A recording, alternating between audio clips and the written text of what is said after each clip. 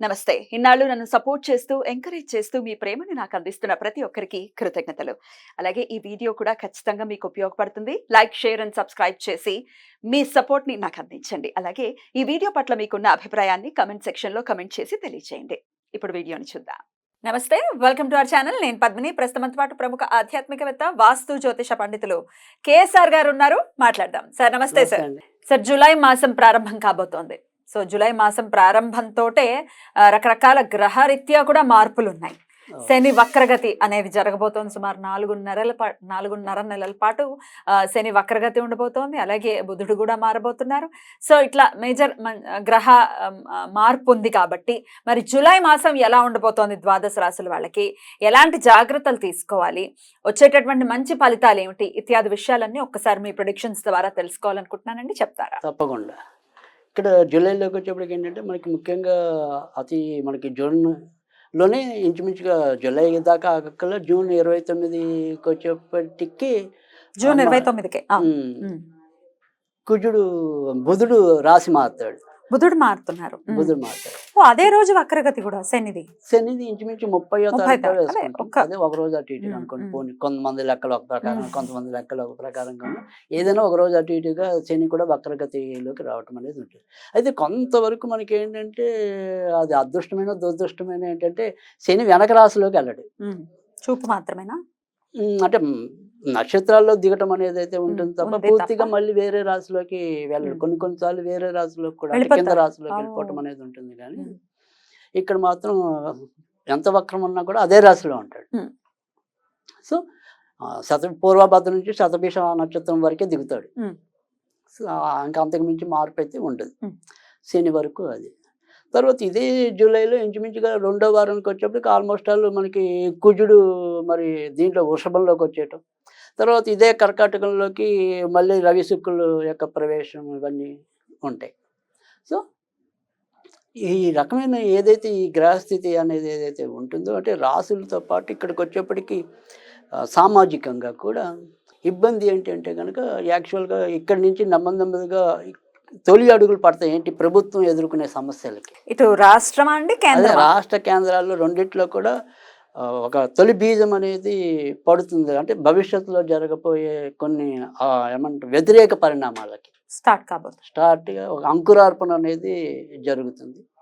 తర్వాత రెండోది వచ్చేప్పటికి ఏంటంటే ఇక్కడ వ్యక్తిగతంగా వచ్చేప్పటికి ఏంటంటే ముఖ్యంగా ఈ కుంభరాశి వాళ్ళు, సింహరాశి వాళ్ళు కొద్దిగా ఎక్కువ అనారోగ్య సమస్యలు ఎదుర్కొంటారు. సో ముఖ్యంగా ఇది పూర్వభాద్రలో వెనక్కి రావటం అనేది ఉంటుంది కాబట్టి ముఖ్యంగా ఈ కుంభరాశిలో కూడా పూర్వభాద్ర నక్షత్రం వాళ్ళు కొంత గడ్డు స్థితిని ఎదుర్కొనే అవకాశాలు అయితే ఎక్కువ కనిపిస్తుంది. అయితే ఇప్పుడు మనం ఒక్కొక్క రాశి గురించి అలాగో వివరంగా చెప్పుకుంటాం. దానికి పరిహారాలు కూడా ఉంటాయి కాబట్టి భయపడాల్సిన అవసరం లేదు. రైట్. ధనస్సు, మకర రాశుల వారికి కూడా ఎలా ఉండబోతోందండి జూలై మాసం? ధనుస్సు, మకర రాశిలో ముఖ్యంగా ముందైతే మనం ధనుర్రాశి గురించి చెప్పుకుందాం. సో ఈ ధనుర్రాశి వాళ్ళైతే కనుక వ్యక్తిగత ఆరోగ్య విషయంలో కొంతవరకు జాగ్రత్తగా ఉండాలి. ముఖ్యంగా ఈ జూన్ 2వ వారం నుంచి ఇంచుమించుగా అష్టమంలోనే ఈ గ్రహాలు ఎక్కువగా ఉండటం అనేది ఉంది. ఆల్రెడీ ఇప్పటికే షష్టమంలో గురుడు ఉన్నాడు, రాష్ట్రాధిపతి. సో రాష్ట్రాధిపతి షష్టమంలో ఉన్నప్పుడు ఏంటంటే మనకి ఆరోగ్య విషయాన్ని పక్కన పెడితే మిగతా విషయాలకు మంచిది. అంటే వ్యక్తిగత అభివృద్ధికి అలాంటి వాటికి మంచిది. కానీ ఆరో ఇంట్లో ఎప్పుడైతే రాష్ట్రాధిపతి ఉన్నాడో ఎంతో కొంత చిన్న రోగాలు అయితే కనుక పాపస్థానంలో ఉన్నా పర్వాలేదు, మంచిదైనా. ఇప్పుడు ఆ గురువు పాపస్థానంలో ఉన్నట్టే కదా మరి ధనుసు రాశి వారికి. అది అంటే ఇక్కడ అయినప్పటికీ పాపస్థానం అన్నప్పటికీ గోచారంలో ఆరో ఇంట్లో అనేది ఎక్కువ గ్రహాలకి శుభ సూచన అనేది ఉంటుంది. కానీ ఇక్కడ మనకి అది ఏంటంటే మీరు చెప్పిన ఏదైతే శత్రుస్థానం అనేది అయితే ఉంటుంది. కానీ అందుకని దానివల్ల కొంతవరకు రోగాలు ఆరోగ్యం.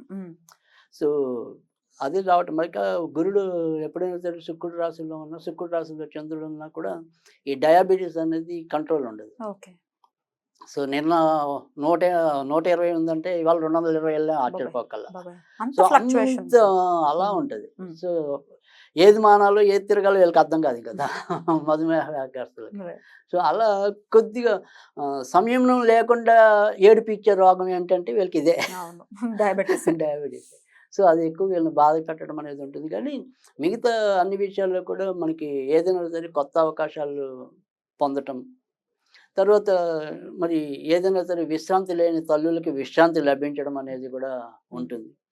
ముఖ్యంగా మూలా నక్షత్రం వాళ్ళకి అనుకోకుండా అదృష్టం వరించడం అనేది అయితే ఉంటుంది. పూర్వాషాఢ నక్షత్రాల వాళ్ళైతే సుఖంగా ఎక్కువ అంటే సౌకర్యాలు ఏమంటాం కారుల్లో తిరగటం ఇలాంటి లగ్జరీస్ పెరుగుతాయి. ఇక ఉత్తరాషాఢ వాళ్ళకంటే కనుక కొద్దిగా మీడియంగా ఉండటం. అటు పూర్తిగా ఎచ్చుకుపోరు, పూర్తిగా తక్కువ పోకుండా ఉంటుంది. సో, ఏదైతే ధనుర్రాశి వాళ్ళు ఉన్నారో ఈ నెలంతా జాగ్రత్త పడాల్సింది ఏంటంటే, వీళ్ళకి ఏవైతే ఇలాంటి దీర్ఘకాలిక రోగాలు ఉన్నాయో, అలాంటి రోగాల విషయంలో మాత్రం చాలా జాగ్రత్తగా ఉంటే తప్ప మిగతావన్నీ కూడా మరీ పెద్దగా వెంటాడే విషయాలైతే లేవు. అవసరానికి ఏదో విధంగా ధనమైతే అందుతుంది. తర్వాత సంతాన పరంగా కూడా ఎంతో కొంత శుభ ఫలితాలని చవిచూడటం అనేది కూడా ఉంటుంది. కనుక బెంగపడాల్సిన అవసరం అయితే లేదు. బెంగంతా కూడా వ్యక్తిగత ఆరోగ్య విషయంలోనే. హ్మ్.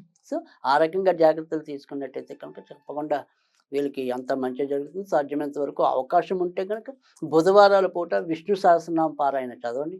అలా కూడా నేను చదవలేను బాబోయ్ అంటే గనక ఓం నారాయణాయ విద్మహే వాసుదేవాయ ధీమహి తన్నో విష్ణు ప్రచోదయాత్. గాయత్రి. ఇది విష్ణు గాయత్రి, నారాయణ గాయత్రి ఏదనుకున్నా. సో, అది రోజు చదవటం వల్ల 14 సార్లు చదువుకుంటే చాలు. ఎక్కువ కూడా వద్దు. సో, నిత్యం ఏదో ఒక టైంలో 14 సార్లు చదువుకోండి. తప్పకుండా ఎంతో కొంత ప్రయోజనం ఉంటుంది. ఆడవాళ్ళు కూడా చదువుకోవచ్చా? ఎవ్వరైనా. రైట్ అండి. మరి ఇక మకర రాశి వారికి ఎలాంటి ఫలితాలను ఇవ్వబోతున్నారు ఈ జూలై మాసంలో ఉండేటటువంటి గోచార గ్రహాలు? రైట్. మకర రాశి వారికి కూడా చాలా మంచి ఫలితాలుగానే ఎక్కువగా చెప్పవలసి ఉంటుంది. ఆల్రెడీ ఇప్పటికే మరి పంచమంలో గురుడు సంచారం అనేది ఉంటుంది. తర్వాత వచ్చేప్పటికి ఏంటంటే ఇక్కడ 6వ ఇంట్లో ఇప్పటికే మనకి 3 గ్రహాల కూటమి అనేది ఉంది. సరే ఇవన్నీ తర్వాతైనా కూడా సప్తమానికే వస్తాయి తప్ప చెడుకి అయితే కాదు. మరీ అంత చెడైతే ఉండదు. కనుక మకర రాశి వారికి ఏదైనప్పటికీ కూడా వీళ్ళు కొద్దిగా ఏదైతే ఇన్నాళ్ళు వాయిదా పడుతూ వస్తున్న విషయాలు ఏవైతే ఉన్నాయో అవి కొద్దిగా త్వరితగతిన పూర్తవడానికి అవకాశాలు ఉన్నాయి. వ్యాపారస్తులైతే గనక వారి యొక్క వ్యాపారాన్ని కొంత విస్తరణ చేసుకునే మహోద్భాగ్యం కూడా పట్టడానికైతే గనక అవకాశం ఉంది. ఎటొచ్చి భార్యాభర్తల మధ్య కొంతవరకు సమన్వయం లోపించడానికి, ఇద్దరి మధ్య కూడా చిరు తగాదాలు వచ్చే అవకాశాలు కూడా ఎక్కువగా కనిపిస్తాయి.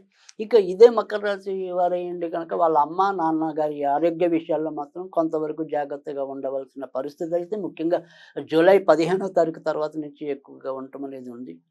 ఇంకా మకర రాశి వారు ఏదైనా సరే వీళ్ళ ఏమంటారు విదేశాలకి వాటికి వెళ్ళాలి అనుకునే వాళ్ళు కానీ, లేదా ఇంపోర్ట్ ఎక్స్పోర్ట్ బిజినెస్ చేస్తున్న వాళ్ళు కానీ, వాళ్ళు కూడా ఎంతో కొంత ప్రయోజనం పొందే అవకాశాలు అయితే కనుక ఎక్కువగా కనిపిస్తున్నాయి.